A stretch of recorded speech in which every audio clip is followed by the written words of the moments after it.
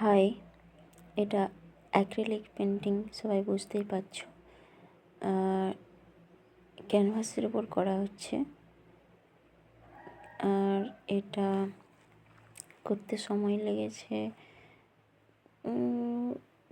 4 দিন মতো লেগেছে। 4 দিন 2 ঘন্টা করে করেছে হবে, তাহলে 8 ঘন্টা এরকম হবে। ঠিক আছে, মানে আমি অ্যাকিউরেটভাবে বলতে পারছি না, কারণ যখন টাইম হয় তখনই করে এরকম ব্যাপারটা। আর এটা ছবিটা আছে খুব মিনিংফুল। ছবিটা মানে তো এমনিতে দেখে বোঝা যাচ্ছে যে ভক্ত যখন কাঁদছে তখন ভগবান তার কাছে এসছে, তার কষ্টটা কমাচ্ছে, চোখের জল মুছে দিচ্ছে। ছবিটার আরও একটা ডিপ মিনিং আছে, যেই মিনিংটা শুনলে সত্যিই ভাল লাগবে। মিনিংটা হলো এটাই যে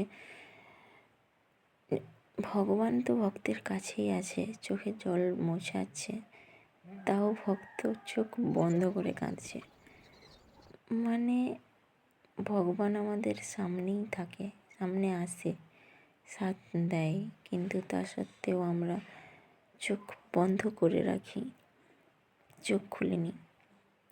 আসলে আমরা আমাদের চোখ দিয়ে ভগবানকে দেখতেই সমর্থ নই।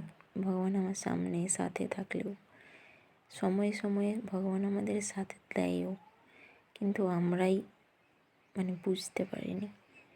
এক তো আমাদের চোখ বুঝতে পারেনি, আর ভগবান সবসময় সাকার রূপেই আসবে এমনটা নয়, নিরাকার অ্যাকচুয়ালি ভগবান। তো সেই হিসাবে নিরাকারটাকে তো কোনো আকার দেওয়াই যায়নি, কিন্তু মেহসুস করে বোঝা গেলেও যেতে পারে। সেটার জন্য অনেক সেন্সিটিভ, অনেক বেশি সেন্সের দরকার হয়, হাই লেভেলের সেন্স, পিওর মেন্টালিটি। তো সাকার রূপেও যদি ভগবান আসে আমরা তাও বুঝতে পারিনি, এতটাই বোকা আমরা। এইটাই হচ্ছে ছবিটার মিনিং, যতটা বুঝেছি। আর খুব ভালো লেগেছে ছবিটার মিনিংটা। অ্যাকচুয়ালি কোনো ছবি না দেখতে বাহ্যিকভাবে যতটা ভালো লাগে, সেটার মানেটা বুঝতে পারলে অনেক বেশি আকর্ষণ বেড়ে যায় ছবিটার ওপর, অনেক বেশি ভাল লাগে। এখানে সেটাই হয়েছে। ছবিটা অনেক জায়গা থেকেই পাওয়া যায়, হাতে আঁকা ছবির একটা আলাদাই ভালো লাগে, ফিলিংস থাকে বেশি। তার উপর ছবি যখন কেউ এক্সপ্লেন করে, মানেটা বুঝলে বেশিই ভাল লাগে। Thank you.